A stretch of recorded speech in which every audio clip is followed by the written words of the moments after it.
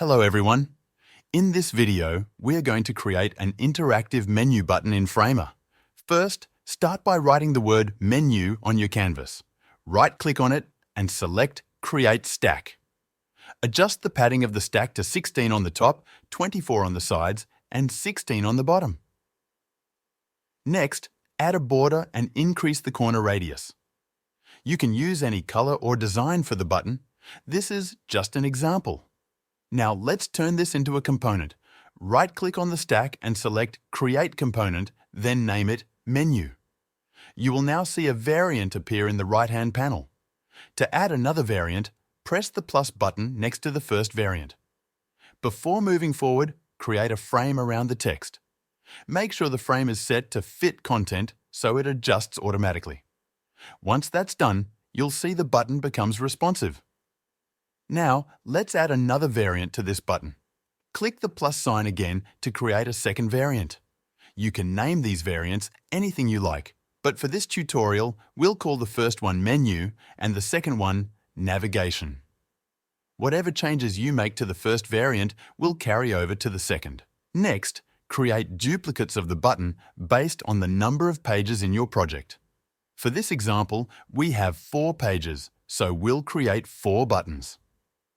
Name each button after the pages in your project, such as Home, About, Features, and Contact. Since the buttons look a little tight, let's add more padding to the sides and increase the gap between the items to give the buttons more space. Right now, the buttons are static, so we need to add some interactivity. To do this, we will link the 2 states. You can do this by dragging from the top right corner of the first variant to the second variant.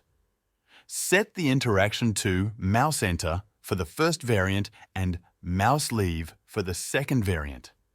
This way, when you hover over the button, it will switch between the 2 states. Once you preview the interaction, you'll see that it works smoothly. The next step is to add navigation links to the buttons. Select the stack of buttons, go to the link option in the top right, and set each button to link to its corresponding page. Now that the navigation is set up, you can go back to the home page.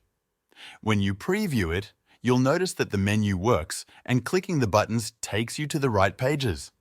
However, the menu doesn't appear on the other pages yet. To fix this, make sure the menu button is set to Fixed and place it at the bottom of the viewport. This will make the menu stick to the bottom of the screen, so it's always visible. Next, copy the button and paste it onto the other pages.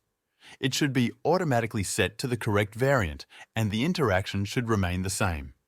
Now, when you navigate between pages, the menu will stay open on the subpages, providing a seamless experience. That's it for this tutorial. You now have an interactive menu button. Thank you for watching. See you in the next video.